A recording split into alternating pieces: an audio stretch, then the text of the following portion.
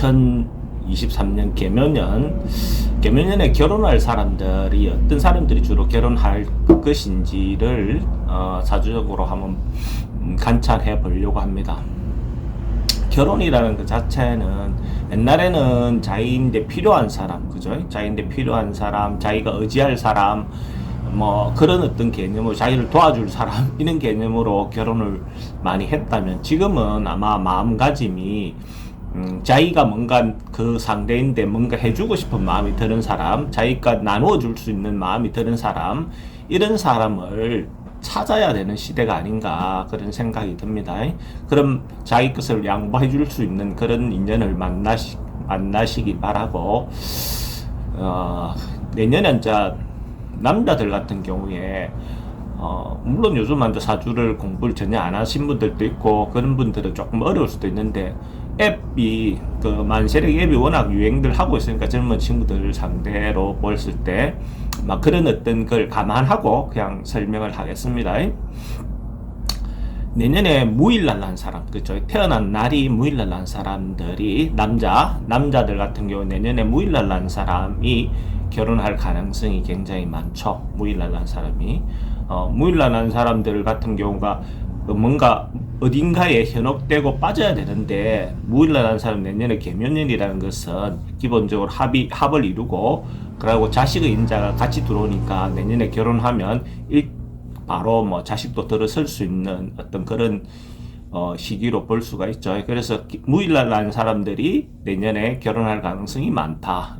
일단 첫 번째가 그렇고, 또 하나는 경일날 난 사람들이 또 그 결혼할 가능성이 많은 날이죠. 그죠? 경일날 난 사람들 입장에서는, 경이란 글자는 을이라는 글자를 좋아하고, 을이라는 그것이 여자의 어떤 인자가 되는데, 개묘의 묘라는 글자가 을이라는 글자를 담고 있기 때문에 경일날 난 사람들도 두 번째로 보면 결혼할 가능성이 많은 어떤 태어난 날의 일주라고 생각합니다. 그죠? 그런 어떤 부분에서 경일날 난 사람이 결혼할 가능성이 많다. 그 다음에 이제 띠로 보면, 그죠?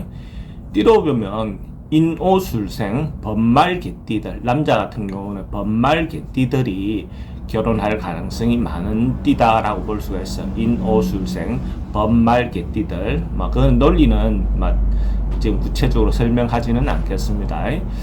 그 다음에 이제 나이가 예를 들어서 요즘 결혼 정년기라는 것이 특별히 정해져 있지는 않죠. 그죠? 남자들 같은 보통은 지금 가장 많이 하는 시기가 32에서 35, 6 요 정도가 가장 많은데, 그런 시기를 넘긴 사람들, 일반적으로 요즘 사회통념상 결혼 시기가 넘긴 사람들은 오히려 원숭이띠 인연들이 내년에 결혼할 가능성이 좀 더 많죠. 태어난 날의 인자로 보면 일지의 신을, 원숭이 신자를 깐 사람들, 갑신일주, 무신일주, 특히 무신일주 같은 경우죠. 무신일주, 경신일주, 이렇게 태어난 신자를 까는 사람들도 가능성이 많은 해다, 이렇게 볼 수가 있습니다. 예를 들어서 여자 같은 경우에는 똑같이 무일날 난 사람들이 결혼할 가능성이 많다.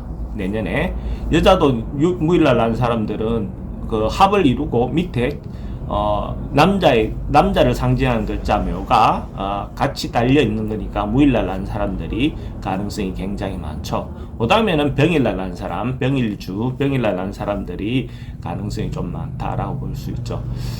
그 병일날 난 사람보다 무일날 난 사람들 같은 경우는, 여자분 같은 경우 연하를 선택할 가능성이 좀 더 많다라고 볼 수 있어요.